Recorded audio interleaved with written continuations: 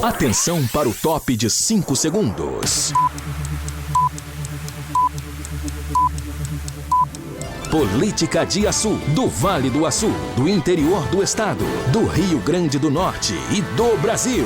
Está no ar, o Vale em Pauta, seu espaço de informação e debate sobre a política de Açu, Vale do Açu, do Rio Grande do Norte e do Brasil.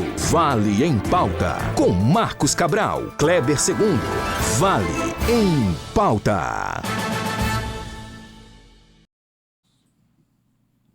Olá, minha gente! Eu sou Marcos Cabral e estamos iniciando mais um encontro semanal. Aqui o nosso Vale em Pauta. Muitas notícias, né, aqui da nossa cidade. Hoje, dia 1º de maio, Dia do Trabalhador. Esse encontro aqui com vocês para a gente passar muitas informações. Boa noite, Kleber II. Boa noite, Marcos. Boa noite a todos os ouvintes, espectadores aí do programa Vale em Pauta. Hoje, quinta-feira, mais uma quinta, mais um Vale em Pauta, né? Dia da Saúde do Trabalhador, Dia do Trabalhador, na verdade, perdão, dia 1º, nosso dia, né, Marcos? Nosso dia. E aí é importante que a gente, nesse dia, mesmo feriados, estamos aqui pautando as informações, né, aqui no Vale do Açu, aqui no município de Açu, onde a gente vai trazer realmente uma discussão muito proativa, né, pensando no bem da população sempre, né, trazendo assuntos que são relevantes, que são de interesse, né, de toda a sociedade, né, Marcos? Exatamente, né? E trabalhando sempre, né? Estamos Verdade. aqui trabalhando, tanto o Kleber como o Marcos Cabral, chegamos aqui naquela velha correria para fazer isso que a gente tanto gosta, que é passar informação para a nossa população. Só para informar, né, que nós também estamos em cadeia aqui através do streams, no stream, na plataforma do YouTube, no aplicativo da Princesa 90 FM, Rádio Nets, nos canais da TCM, né, no 16.7 e 18, e naquela velha frequência, Kleber. Pois é, Marcos, vamos hoje iniciar com um assunto que nos faz, inclusive, refletir, né? Que é saúde pública. A gente, infelizmente, recebeu a notícia do prefeito Luiz Eduardo Soares, do Lula, né? Ele foi acometido pela dengue hemorrágica, né? Ele está internado, acredito que desde sábado.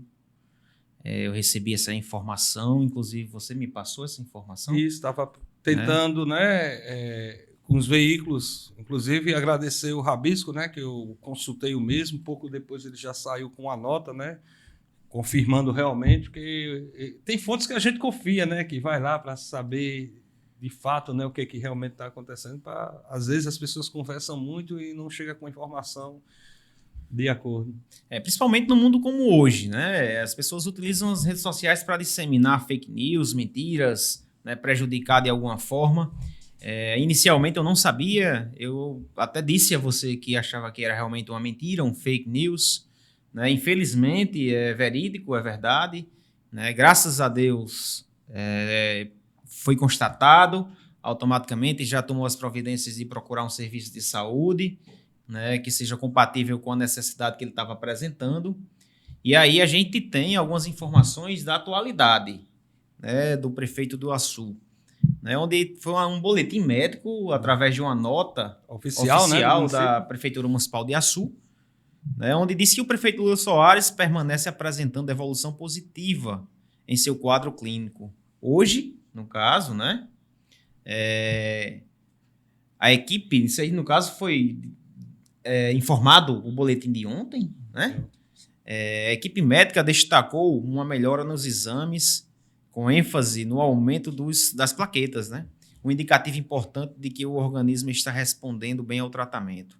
Por precaução, o prefeito seguirá em terapia intensiva, da unidade de terapia intensiva, internado, recebendo toda a atenção necessária para garantir uma recuperação plena e segura.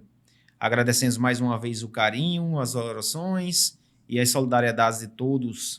E seguimos confiantes, né? Segundo a nota está relatando aqui, que ele está tendo melhora considerável no quadro de saúde e nos exames, apresentado pelos exames. É isso aí, Kleber. Esperamos que em breve ele esteja de volta, né, ao seu convívio social aqui na cidade, que volte, né, com saúde plena para estar no convívio aqui com a gente novamente. Agora, Kleber, uma coisa que me chama a atenção é a doença, né, do qual foi acometido o prefeito, né, dengue. Fazia até um tempo que eu não ouvia falar. A gente ouvia falar assim em campanhas, essas coisas, mas assim, alguém doente assim com a dengue hemorrágica fazia um tempo, né?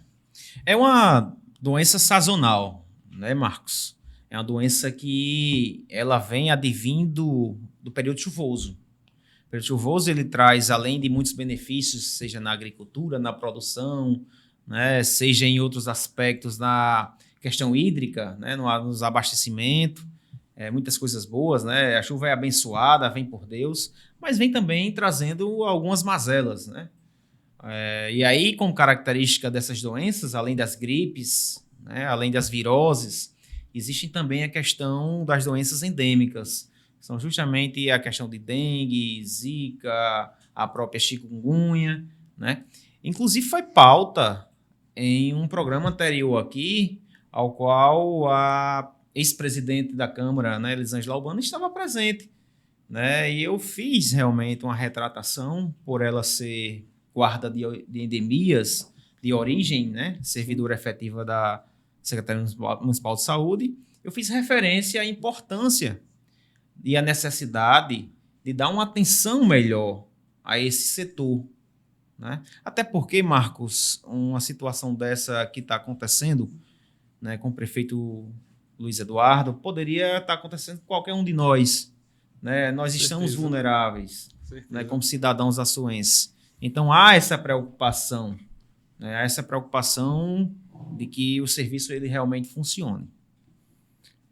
Falando nisso, quando eu recebi a notícia, a gente fica preocupado, né? Porque nesse período, como você falou, né? Eu moro ali no bairro Meus Amores e observei que apareceu um pouco de muriçoca, que não vinha mais, jamais a gente... Muriçoca, enfim, sempre aparece. Aí eu tive uma curiosidade, fui lá, sempre nas nossas residências, tem lá um papelzinho, um controle, né? Dos guardas. Quando os guardas eles fazem uma visita na nossa residência, eles fazem lá o registro da data, né? E o nome, a assinatura que fez uma visita. E, curiosamente, eu observei que a última visita que teve na minha residência foi em 2017, bastante tempo, né? Eu não sei o porquê, né? Eu acho que no programa passado, acho que você tocou no assunto, acho que a gente tem poucos guardas de endemia, não sei se é por isso, mas...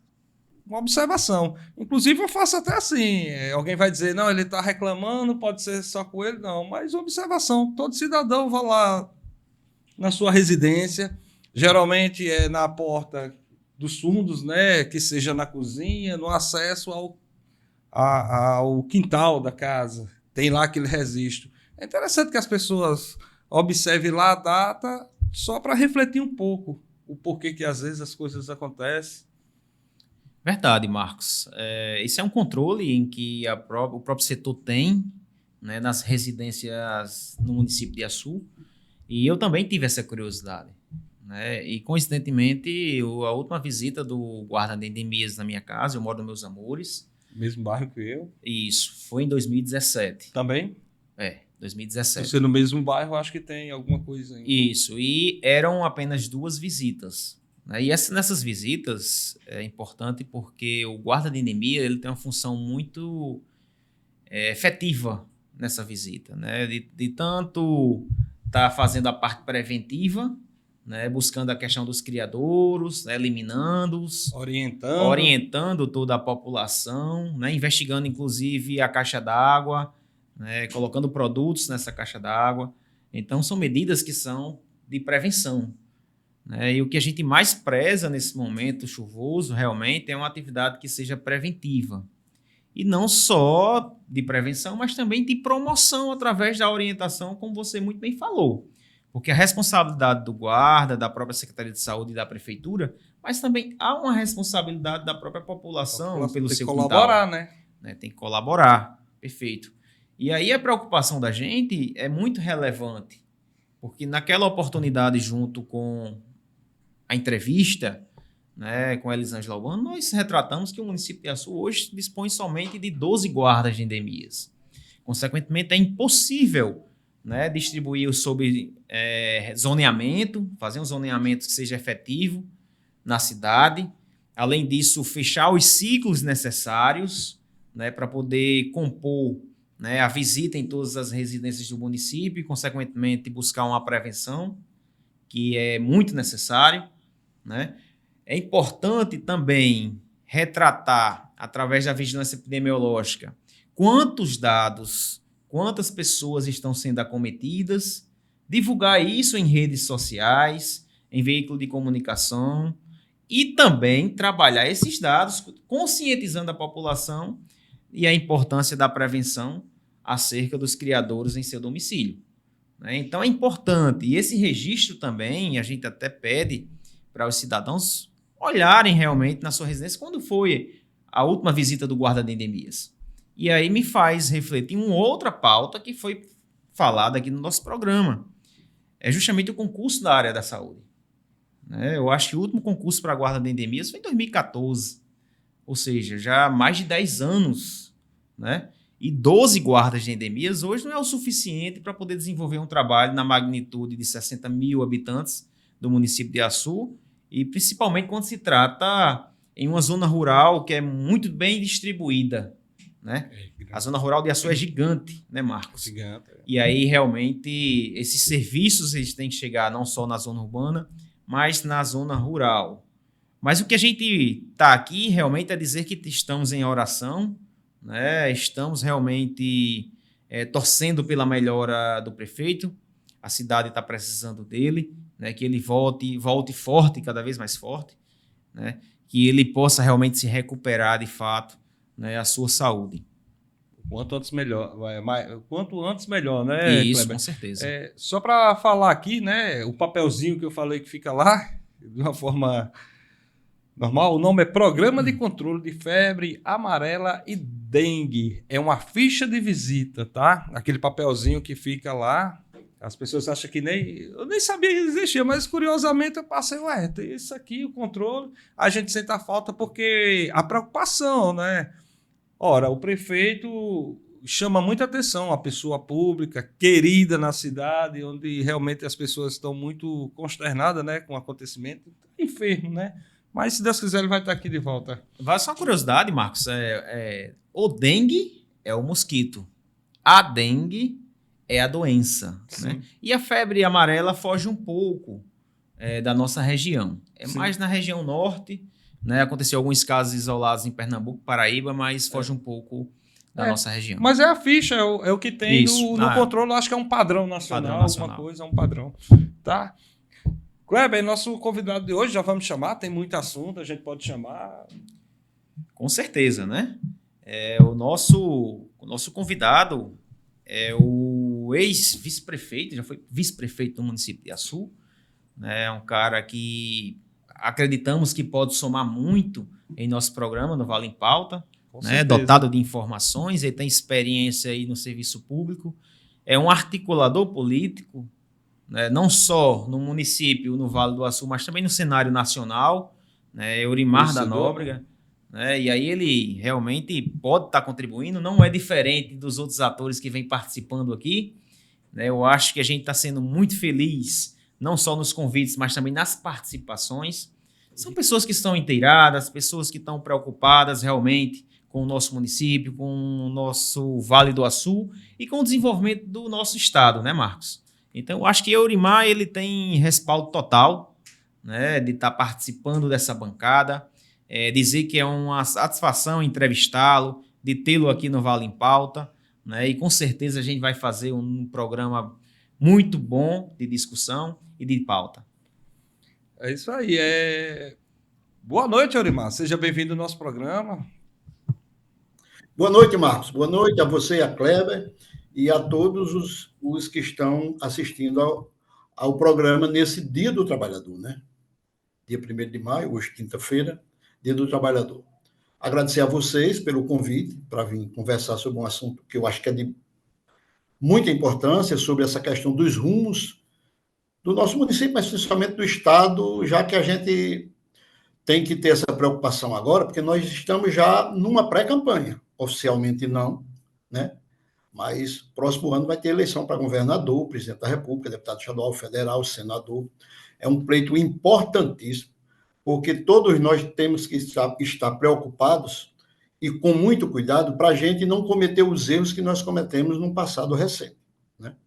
Eu queria só fazer um adendo aí, eu estava ouvindo aí o assunto que você estava conversando inicialmente, sobre a questão da saúde do prefeito, né? Lamentável o que aconteceu, e graças a Deus parece que tudo está se encaminhando muito bem, mas que também seja um momento de reflexão para a gente ver. Eu estava vendo, eu nem tinha conhecimento disso. Kleber é uma pessoa da área da saúde e tem conhecimento disso, assim, bem mais profundo do que eu, e eu fiquei assim um pouco estarrecido. Uma cidade de Açu com 60 mil habitantes só tem 12 guardas de endemias. Então, é humanamente impossível essas pessoas, esses guardas, cuidarem do que eles devem cuidar. Não, é humanamente impossível. 12 não tem a menor condição. Uma cidade de 60 mil habitantes, eu não sei nem qual seria o número ideal, porque não tenho conhecimento da área, mas é uma coisa que tem que se cuidar. O prefeito, se Deus quiser, vai estar recuperado muito brevemente, e eu acho que ele vai cuidar disso. Eu nem sabia desse número tão baixo de guardas de endemia na nossa cidade, né? E outra coisa que me chamou a atenção foi essa questão que você e Marquinhos aí relataram com relação à última vez que os guardas passaram na residência. 2017, já fazem 7 anos, 8 anos, né? 8 anos praticamente. Então, realmente é muito preocupante. Mas o assunto para o qual vocês me convidaram foi para a gente falar sobre essa questão dos rumos, né? Da política do nosso Estado, e agora é um período que nós, cidadãos, temos que estar muito antenados com o que já começa a acontecer, né? Já está começando a se definir candidaturas, postulantes já estão aparecendo, e isso é uma hora que a gente tem que tomar cuidado para as nossas escolhas lá no próximo ano, para a gente não cometer o erro que foi cometido agora recentemente. Nós estamos há 8 anos sendo administrado por Fátima Bezerra, do PT, e a gente vê a lástima que está a gestão no estado do Rio Grande do Norte. Nós não temos estrada, não temos saúde, nós não temos segurança, nós não temos educação, nós não temos nada. É uma gestão que já está no 7º ano, Fátima está no governo do estado, e não tem um legado zero, assim, de nada. E nós é que estamos pagando. O único legado que ela está deixando é uma conta alta que todos nós que somos contribuintes estamos pagando. Tanto o cidadão comum, pessoa física, como as empresas. Eu sou empresário e sei disso. Tá. Eurimar, só uma pergunta. Por exemplo, a gente falou, né? A professora Fátima já está aí há 8... estamos no 7º ano, né? Já estamos no 7º ano da gestão dela. Aí, na sua avaliação, assim, houve um pleito passado, o que fez assim a população chegar a levar ela, inclusive no primeiro turno, para estar governando mais uma vez? Porque na avaliação de alguns ela não foi tão bem no primeiro. Mas o que será que foi esse aval que credenciou ela pegar mais esse outro mandato? Eu não sei, Marco. O importante é o seguinte, agora eu acho que não é hora agora da gente ver o que aconteceu para trás. Vamos procurar não errar mais para frente? O que já aconteceu, o povo votou, elegeu ela. Tudo bem. Elegeu e reelegeu. Não sei por quê. Porque nos primeiros 4 anos foi péssimo. Esse agora não está sendo péssimo. Agora, esse último mandato está sendo desastroso. Porque... Muita aquela questão do marketing. Que o marketing, muitas vezes, ele consegue atingir algumas pessoas que vendem muito aquela questão da esperança. E as pessoas, às vezes, preferem acreditar na esperança do que uma realidade. Se você chegar, muitas vezes, com um discurso mais firme, né, com a realidade... Muitas vezes, ele engana o eleitor, né? O marketing político bem feito, ele engana. Às vezes, muitas das vezes, tem eleitor que não se interessa muito pela política, só quando se aproxima mais é que, por um motivo ou outro, vai lá e vota, né? Mas a nossa preocupação deve começar agora, porque está começando a surgir os candidatos, a gente tem que fazer uma avaliação bem feita, analisar as pessoas que estão postulando o cargo, ver o passado dela, como gestor, se tem resultado, né? Para a gente poder não errar. O Rio Grande do Norte não tem mais o direito de errar, porque nós estamos há 7 anos num atraso gigantesco. Gigantesco. O nosso estado é lastro. Iniciando pelo cenário estadual, a gente vem acompanhando as redes sociais e tem um processo natural de aclamação do atual prefeito de Mossoró, Alisson Bezerra. Um rapaz jovem, um rapaz batalhador, que vem apresentando resultados na gestão de Mossoró, com modernização desses serviços, além disso, viabilizando diversos projetos nas diversas áreas, seja saúde, educação, social, infraestrutura, né? E aí minha pergunta é, o que é que o senhor acha do nome de Alisson Bezerra? Essa seria a primeira pergunta. Na oposição, e o que é o que o senhor acha com relação à situação que é hoje liderada pela governadora, a professora Fátima Bezerra, em não ter viabilizado, não ter conseguido ainda viabilizar o nome?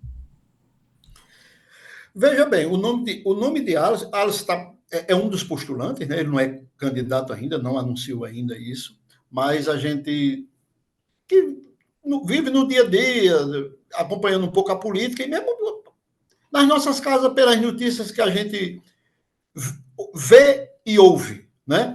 A gente sabe que ele é um postulante. E o que tem que que eu anteriormente tinha dito é o quê? Você tem que analisar o que foi que o cara fez. O cara foi o quê? Esse cara que, antes dele ser esse postulante, que cargo ele ocupou? Que função ele tinha na sociedade? Era um empresário bem-sucedido? Era um gestor bem-sucedido com uma história já consolidada? Isso, para ele, conta muito positivamente. Pela avaliação, ele foi um prefeito que foi eleito e foi reeleito quase por unanimidade, né? É como você disse, é um cara novo e tal, mas tem outros postulantes. Tem o ex-prefeito de Natal, Álvaro Dias, também, que fez uma gestão muito boa em Natal e também é um dos postulantes, né? Então, está surgindo alguns nomes. A governadora não está conseguindo, não conseguiu, vamos dizer assim, emplacar nenhum candidato, está botando esse secretário, o doutor Taxinha, que é o que gosta de taxar e aumentar imposto, que é um rapaz lá ligado a ela e que foi o secretário de tributação, e o que ele fez de bom nesse estado foi empurrar imposto para todos os cidadãos. Era imposto, aumento de imposto e aumento de imposto. Retorno nós não tivemos nada. Então, como ela não conseguiu emplacar ninguém, assim, já um pouco ligado à política, ou que tem uma história no partido, ou que tem alguma ação, foi um secretário de Estado, ou ocupou qualquer cargo público, ou foi um prefeito do partido, infelizmente ela não tem, né? Um nome que poderia postular no PT, que concorreu a uma eleição aqui em Natal agora recentemente, foi para o segundo turno, é a deputada Natália Bonavides. Natália Bonavides. Natália Bonavides. Esqueci até o nome. Natália Bonavides. A deputada Natália saiu com uma boa votação, Natália poderia ser uma candidata, mas pelo que a gente escuta nos bastidores, ela não pretende, porque ela tem um mandato de deputado federal quase que consolidado, uma reeleição, e ela não quer correr esse risco. Por quê? Porque a governadora é muito mal avaliada. A gestão, de fato, não é péssima, não é ruim. Tem gestões boas, gestões regulares, gestões ruins, gestões péssimas. A, de fato, é péssima. Não tem nada de positivo nessa gestão de Fátima Bezerra. Infelizmente. Porque isso é ruim para a gente. É a gente ter saúde do jeito que está. A saúde está um caos. É caótica a saúde. É um lixo. As estradas não têm estrada. A segurança com muita dificuldade. Melhorou um pouco, mas ainda continua com muita dificuldade, né? A educação é lanterna no Brasil. O senhor falou, Eurimar... Um estado governado por uma governadora que é professora, né? E a educação é de tão péssima qualidade, que é uma discussão que a sociedade tem que levar também, e a gente precisa dar as mãos também com os professores do estado. É verdade. Eurimar, o Sabe? senhor falou em dois pontos. O senhor falou em dois pontos interessantes aí, né? Justamente o aumento da carga tributária através do ICMS. Em um outro momento, a gente refletiu com relação ao retorno desses impostos. A gente paga os impostos para poder ter um retorno, né? Seja na saúde, na educação, na infraestrutura, na segurança, né? Nesses aspectos. O senhor, como empresário também, né, do ramo ceramista, enfim, na sua atuação empresarial, como é que o senhor avalia o aumento do ICMS, a não devolução, principalmente na educação, como o senhor falou? Hoje, o Rio Grande do Norte, Eurimar, é o pior estado com relação ao próprio IDEB, que é um índice que avalia o desenvolvimento da educação básica. Ou seja, dos 24 estados, Marcos, o Rio Grande do Norte ele é o pior estado em avaliação. Ele teve uma ponta de 3,2. Né? Ou seja, a educação do Rio Grande do Norte é a pior do Brasil. No cenário, hoje, é péssimo. E aí a gente pergunta, como é que vai ficar a educação do Brasil? Né? Como é que vai ficar a educação do Rio Grande do Norte? Então, são esses dois pontos. Gostaria que o senhor avaliasse. A questão do aumento do ICMS, a não devolução em serviços e essa avaliação da própria educação do Estado do Rio Grande do Norte. Pois é. Primeiro, essa questão do aumento do ICMS, que foi uma coisa muito danosa para o Estado. Por quê? Porque na hora que você aumenta tributo, você afugenta investidor, você aumenta a sonegação. Isso é uma coisa que é concreta na prática. Todos os estados que diminuíram a sua carga tributária, eles conseguiram arrecadar mais. Certo? E os que aumentaram, normalmente, tendem a cair. Por quê? Porque vem a sonegação. O cara já paga uma carga tributária altíssima no Brasil, de uma forma geral. E você tem aumento de impostos consecutivos, isso dificulta muito. E o grande problema, se a gente pagasse um imposto alto, mas se a gente tivesse um retorno bom, se a gente, nós tivéssemos estradas boas, se nós tivéssemos uma educação boa, uma saúde boa, tudo bem. Mas a gente não tem nada. E muitas das vezes a gente que tem alguma condição ainda consegue escapar porque tem um plano de saúde, né? Você tem uma segurança na sua casa, bota câmera, bota cerca elétrica, contrata um segurança. E o pobre? O cidadão comum, que não tem condição de pagar um plano de saúde, né? Que não tem condição de ter uma segurança melhor na sua casa. Como é que esse cara está vivendo? Então, é isso que a gente tem que refletir. O momento é esse, é de fazer uma boa escolha, procurar candidatos e pretensos candidatos que tenham um compromisso e tenham uma história provada, né, na sua vida pública, para que a gente possa votar, para a gente não cometer o erro que cometeu no passado recente. Né? Então, por isso, a grande dificuldade que ela está de encontrar um candidato. Botou esse rapaz que não tem história nenhuma na política, está entrando agora e ela botou ele aí, sei lá, quase que uma bucha, né? Para emplacar lá uma candidatura e ela quer ver se recupera o mandato dela lá de senador. Talvez seja isso que ela esteja pretendendo, porque parece que até o vice-governador vai assumir, mas parece que nem candidato é. Então, veja bem, olha a situação que se coloca. Isso depois de 2 mandatos. Então, a gente tem que cuidar disso. E essa questão da educação, Kleber e Marquinhos, é uma coisa gritante.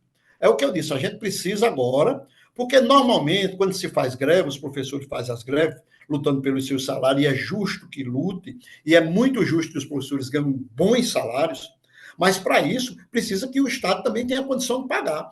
Porque o Estado, o cidadão comum, ele não pode só estar pagando imposto só para estar pagando os professores, não. Só para estar pagando os funcionários públicos, não.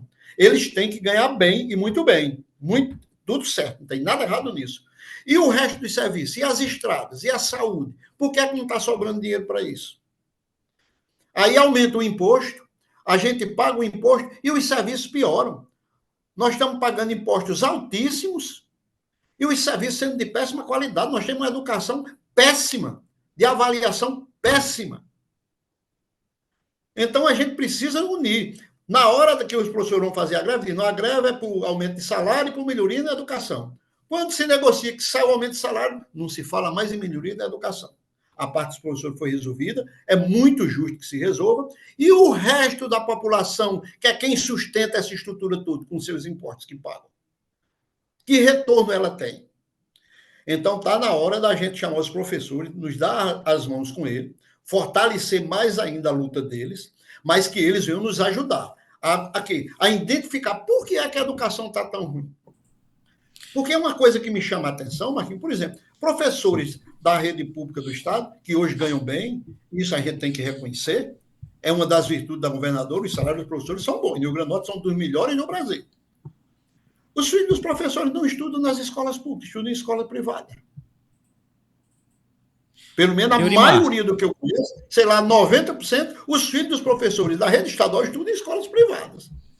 Vamos juntar as dando mãos, continuidade, inclusive, e lutar para que a escola pública estadual seja boa para todo mundo estudar lá, como eu estudei. Eu fui aluno do JK.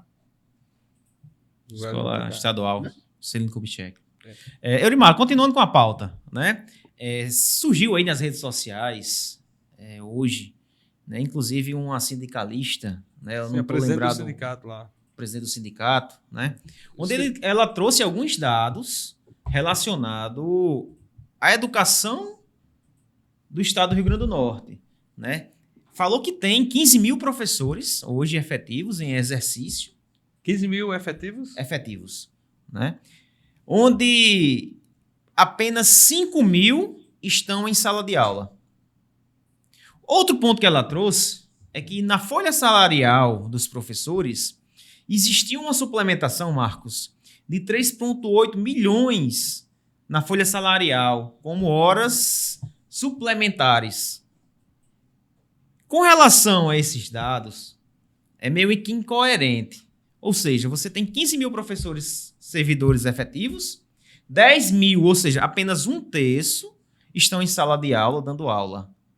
Né? Foi falado aqui que 8 mil alunos não estão tendo oportunidade de fazer sua matrícula ou não estão tendo acesso às escolas estaduais para poder estudar. Além disso, o Estado está suplementando a folha salarial para poder compor a carga horária a outros profissionais, ou seja, naqueles um terço que estão em sala de aula. Isso quer dizer que os outros 10 mil eles estão aqui em serviços administrativos, pois é, cedido a outra parte. Vale entender que existe muito desvio de função. Os professores não estão atuando como profissionais, professores dentro da sala de aula, estão com desvio de função fazendo uma outra atividade. Sei lá o quê? Na parte administrativa, na recepção, né? Menos dando aula. Isso aí é um dado considerável, né, Eurimar? Exatamente. Olha, é gravíssima essa denúncia que eu vi, eu assisti a denúncia dela. É gravíssimo isso. Porque você tem, num quadro de 15 mil professores efetivos, 10 mil estão fora da sala de aula, com salários, segundo ela, de 11 mil reais. Né? Base, em média, 11 mil reais. Fazendo serviço administrativo que poderia ser feito por uma pessoa do quadro de auxiliares, com um salário menor, né? E, além do salário, recebendo gratificações e horas extras turbinadas. Segundo ela, na folha de março, foi 1,3 milhões de reais. Agora, de abril, foi para 3,8, quase 4 milhões só de horas extras, para essas pessoas que não estão dando aula. Eu tenho alguns amigos que são professores da rede estadual e, em conversa com eles, eu disse a eles, olha, vocês, a sociedade vai cobrar de vocês. Porque é uma educação no lixo dessa que está. Vocês ganhando um salário bom como vocês estão ganhando, a população vai começar a botar culpa em vocês. Vocês têm que procurar identificar isso e denunciar, ver onde é que está a falha, né? Pode ser que esse tipo de problema aí dessas pessoas que estão fora da sala de aula seja um dos problemas. E os professores têm que denunciar isso, fazer o que a menina lá do sindicato fez. Porque, senão, essa conta quem vai pagar é os professores. Porque a sociedade tem o direito de cobrar, porque a gente está pagando altos impostos, os professores ganhando bem e merecem ganhar melhor ainda, na minha concepção. O professor tem que ganhar muito bem mesmo, agora tem que ser muito bem cobrado. Cobrado mesmo. Porque talvez esses 10 mil que estão fora da sala de aula não tenham preparo para voltar para a sala de aula. Pois é, Eurimar. Tem que se cobrar bons salários para os professores, mas tem que se cobrar a avaliação desses professores. Esses professores têm que ser avaliados semestralmente. Todo canto é feito assim. Numa empresa, você tem um quadro de funcionários, os melhores funcionários que produzem mais ganham mais, quem produz menos ganha menos. Isso é a lei assim. E o funcionário público ele tem muito mais responsabilidade com a população do que o próprio funcionário da iniciativa privada, porque ali é toda a sociedade que paga. E os professores têm que dar as mãos à sociedade e começar a lutar por isso. Os professores que realmente dão as suas aulas, estudam, são preparados, que tem muitos, mas também, pelo que a gente dá para ver aí, a grande maioria, esses que estão fora da sala de aula, devem estar totalmente desatualizados, ganhando um bom salário, e além do bom salário, mais essas gratificações. Minha gente, 4 milhões de reais, 3 milhões e 800 mil, praticamente 4 milhões, só em gratificações. Isso foi a denúncia que a representante lá sindical denunciou. Ela deve ter algum número, com certeza, que ela não ia dizer isso ao vento, né? Então, os professores têm que acordar para isso, porque daqui a pouco a sociedade vai cobrar essa conta, e com muito direito a sociedade vai cobrar. Por quê? Porque a sociedade paga altos impostos. Tem que ter um bom serviço. Eu fui aluno de escola pública, eu estudei no JK. Minhas professoras lá, dona Anaí, a filha dela, dona Salete, Marlene, Dartinha, né? Todas essas pessoas foram... Dona Consuelo, professora Consuelo, esposa do doutor Roberto, dona Auri, era uma escola, na minha época, excelente o JK. E por que isso depreciou tanto? E eu tenho certeza que o nível salarial desse professor daquela época não era igual ao de hoje.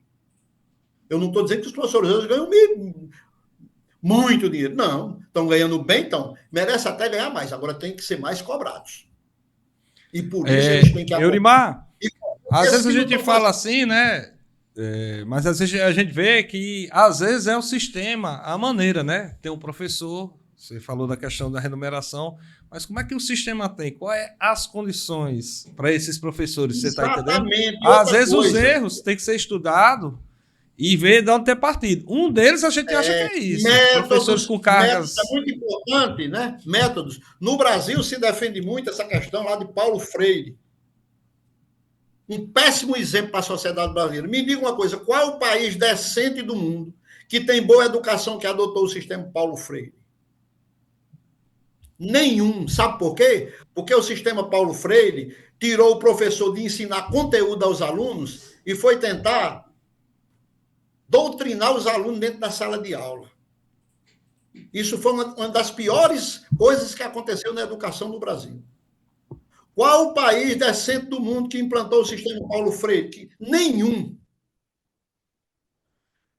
Isso é a principal causa? Não. É uma delas. Eu acredito que tem que se discutir essas coisas. Métodos, essa questão de professor fora da sala de aula, sobrecarregando os que estão na sala de aula. Então, é uma discussão que a sociedade tem que acordar, chamar os professores para essa luta, dar as mãos, porque ninguém melhor do que eles sabe identificar isso, porque o cara que está lá na sala de aula no dia a dia sabe a dificuldade que está enfrentando. Com dificuldade, muitas das vezes mal assistido, com insegurança, a gente tem visto até casos de agressões a professores em sala, é um absurdo. Na minha época, professor, a gente se respeitava igual a mãe da gente. A professora na sala de aula dava um batido na gente, a gente ficava bem caladinho. É verdade. E se o professor... Hoje em dia, se o professor for reclamar qualquer coisa com o aluno quer bater no professor. Se o professor dissesse que ia falar com a mãe da gente, a Maria... que foi criada com esse tal desse método Paulo Freire, deu nisso. Eurimar, um ponto de reflexão com relação à própria educação. Fazer uma reflexão disso, e nós, eleitores, Kleber, é a hora da gente começar a pensar nisso. Por isso que eu disse, vamos pensar bem. Quem são os candidatos que estão se pondo? O que esse cara tem de exemplo provado de gestão pública, né? Você citou o exemplo de Alisson de Mossoró, muito bem avaliado, um cara que todo mundo está vendo com muito bons olhos. Mas pode ter outros candidatos. Eu acho que ele é um excelente candidato, mas pode ser que tomara que apareçam outros. Não. E aí a gente vem, Eurimar. O Cadu só empurra imposto para a gente pagar. Imagine ele sendo governo, sem ser governador, é uma conta tamanha dessa para a gente pagar de imposto, e ele sendo governador. nós vamos trabalhar só para pagar imposto. Verdade. Só mudando um pouquinho a nossa pauta, né? Entendo que a educação ela realmente necessita de uma reflexão nesse método e, além disso, a questão da infraestrutura, a modernização da educação é importante ser discutida, mas trazendo um pouco, né, para o cenário político, né, partidário, estadual. Nós temos novidades, né, Marcos? Essa semana, né, parece que já aconteceu, você que acho que você está na capital, né, como é que você tem visto aí, avaliado aí essa união, a federalização, né, entre o União Brasil e o PP? Como é que você viu aí pela capital? Como é que está repercutindo isso por aí? Ou você mesmo, né, fazer uma avaliação de como você vê... Na verdade, é o seguinte, os partidos estão procurando se fortalecer, né? Estão procurando se fortalecer e formando essas federações, que não é nenhuma novidade. No Rio Grande do Norte já existe. Hoje mesmo, no atual governo, tem uma federação, acho que é PT, PV e PCdoB, se eu não me engano, né? Já é uma federação. E os partidos estão formando isso para se fortalecerem politicamente. Eu acho que é muito importante, né? Essa federação do PP e do União Brasil. Vamos ver, ainda está assim, num processo de acomodação ainda disso, né? De como é que vai ser a próxima eleição, quem vão ser os candidatos. Tem os deputados que já têm mandato, são candidatos natos, quem vão ser os candidatos novos, para que formem chapas que consigam eleger um número maior de deputados na eleição próxima, né? A gente tem essa parte ligada à esquerda, que é ligada ao PT, que hoje tem o mandato de Natália e de Mineiro, né? União Brasil tem 2 deputados. Com essa união agora, na verdade, vão ficar... Porque é Benes, João Maia, que é do PP, parece que Robson vem, e aqui assumiu no lugar de Paulinho. No caso... vai ficar a maior bancada, né? Ali é a Carla Dixon. Carla Dixon, né? Carla Dixon. Então, são 4. São 4, aí tem 2 do PT, 6, aí tem o Sargento Gonçalves e o General Girão. São 8 mandados aqui. Aí vamos ver como é que fica. Eu acho que essa federação sai muito fortalecida. Eu acho que ela vai brigar aí para reeleger 4, ou talvez até 5, depende de como for feita a composição futura, né? Depende também da candidatura a governo do Estado. Se o União Brasil sair se for Alisson candidato, eu acho que vai ser muito fortalecido.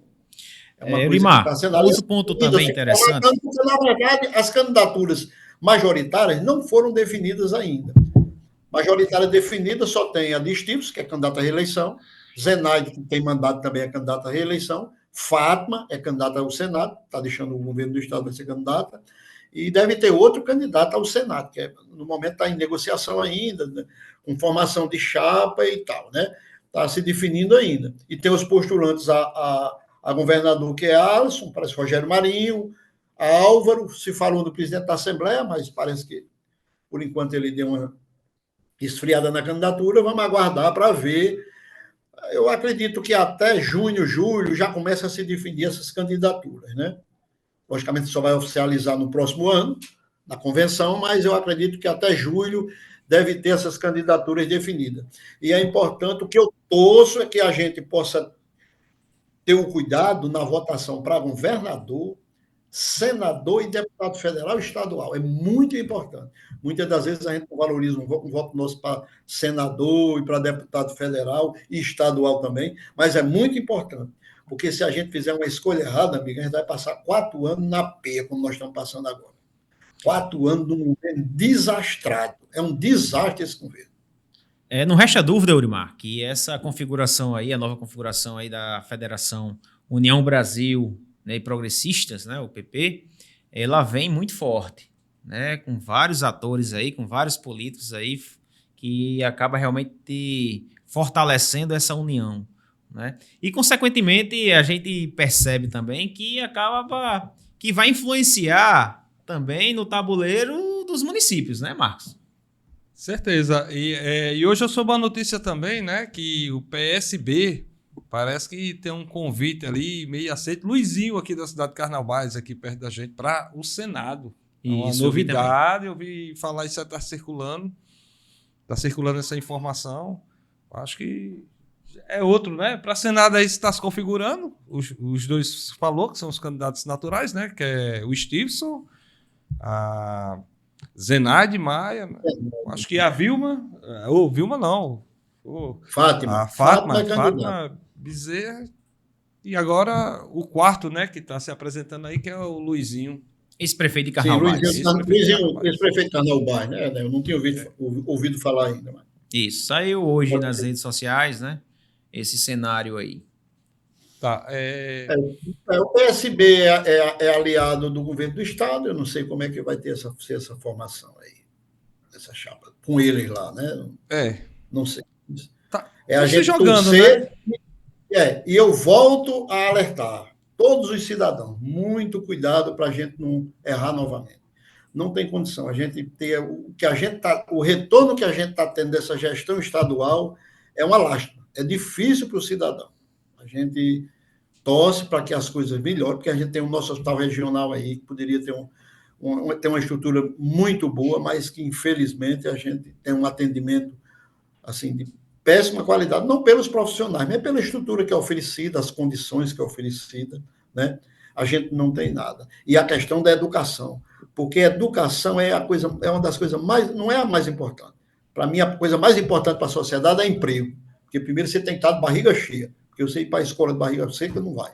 Primeiro você tem que ter emprego para ser independente, não depender de prefeitura, de estado, de nada, e depois a educação, que é para a sua formação e você melhorar na vida.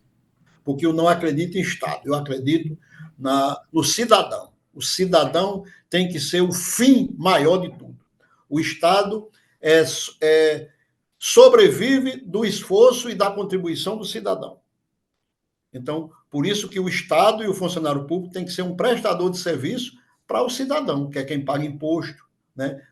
Produz e paga os seus tributos para que tenha um bom ou de preferência, um ótimo serviço. Mas, infelizmente, a gente aqui no nosso estado está passando por essa tragédia. É quase que uma tragédia essa gestão de Fátima nesses 2 mandatos. Infelizmente, né? Que bom que fosse melhor. Estamos chegando já ao final do nosso programa, né? Gostaria já de agradecer aqui a sua participação, participando com a gente aí de forma remota, né? Esse modelo novo que traz, né? Que nos aproxima. Exatamente. E leva bastante informação. Foi um prazer estar aqui conversando com você. Vale salientar que quase 1 hora de papo, né? De conversa. E boa conversa. Eu acho que passa rápido por isso, né, Marcos? Reto, né? É verdade. Papo reto. Exato. Então, mais uma vez, agradecer a vocês pelo convite e não deixar de relembrar. Minha gente, vamos ter cuidado. Está começando a aparecer os candidatos, vamos saber escolher para a gente não errar. Porque se a gente errar, a gente passa 4 anos sofrendo como nós estamos agora. Só um reforço aqui. Há uns 15 dias atrás, eu fui participar de uma reunião lá em Pedro Avelino, sobre o negócio de uma usina solar que estão montando lá na região, e, meu amigo, eu não tinha mais ido a Pedro Avelino, porque eu tenho uma propriedade ali no município de Pedro Avelino, mas todo o meu acesso é por lá. Eu fui para essa reunião, saí de Açu já de noite, a reunião era de 7 da noite. Quando eu cheguei ali, entrei ali no Cabugi, quando eu andei assim uns 6 quilômetros, deu uma vontade de voltar, eu digo, eu já estou aqui. Meu amigo, aquilo é um sofrimento para aquele povo. São 17 quilômetros, eu gastei 1 hora e 5 minutos em 17 quilômetros. Imagine aí como estão as estradas desse estado. É um absurdo, é um desrespeito com a população. Falando em estrada, Eulimar. A governadora fica dando corridinha, dando uma de bacana aí nas redes sociais. E o povo pagando a conta. Falando em estrada, essa semana, muita gente me abordou solicitando que cobrasse da própria prefeitura de Açu a questão da manutenção das estradas vicinais, né, do Piató, Mendubim, Palheiros. Muita gente me procurou. Aí eu mando um abraço aqui para Marciano, para o meu amigo Chumbrega lá do Piató, Nando Potiguar lá do Palheiros, outras pessoas que me procuraram realmente para poder falar aqui, né? E aí eu não sei quem é o secretário responsável, mas quem for o secretário da pasta, sensibilizar, né? E fazer a manutenção das estradas vicinais aí da zona rural de Açu. Eurimar, para mim é uma satisfação, tá? Muito obrigado em participar do nosso programa Vale em Pauta. As portas vão estar sempre abertas aqui. Afinal de contas, o que a gente quer é que tenham pessoas, assim como o senhor, proativas para o município, né, para o bem da coletividade, né, e, de fato, uma entrevista muito boa. Tá? Espero que você venha e retorne novamente a essa bancada. Tá bom, obrigado a você, estou sempre às ordens. Tá bom. Um abraço, né? Muito boa noite a todos. E fiquem com a Voz do Brasil. Atenção, rede. Agradecemos a audiência. Em 5 segundos, estaremos desfazendo a conexão e seguiremos com nossa programação no nosso canal do YouTube.